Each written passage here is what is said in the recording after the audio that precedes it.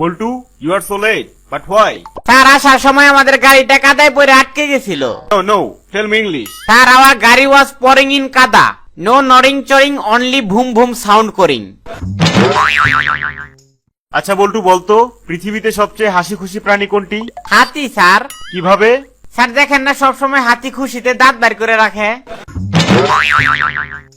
এবার 5টি ফুলের নাম বলো তো। স্যার এই ধরেন আপনার মেয়ে দেখতে খুবই বিউটিফুল, হাসলে লাগে ওয়ান্ডারফুল, ফিগারটা কিন্তু হাউসফুল। আর আমার নাম হচ্ছে সাইফুল, আমার শ্বশুরের নাম আশরাফুল। আচ্ছা শোন, তোরা আবার বাইরে গিয়ে কাউকে বলিস না যে আমি তোদেরকে নকল করতে দিয়েছি। আরে না স্যার, কি যে বলেন না, বাইরে যায় কমু আমাদের পরীক্ষার হলে বহুত হারামি একটা টিচার গার্ড পড়ছিল। হালারপুত পরীক্ষার হলে একটু নড়াচড়াও করতে দেয় নাই। স্যার স্যার আমি মুতবো, বাহিরে যাই।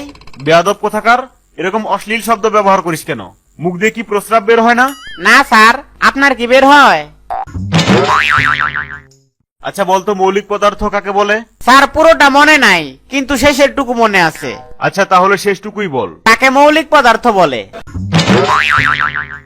তোমরা এখনো ক্লাস 5 এর পরীক্ষায় ফেল করো, অথচ তোমাদের বয়সে নেপোলিয়ন ক্লাস 9 এ পড়তো এবং অনেক ব্রিলিয়ান্ট একজন স্টুডেন্ট ছিল। স্যার তাহলে আপনি রাজা হইলেন না কেন? আপনার বয়সে নেপোলিয়ন তো রাজা ছিল।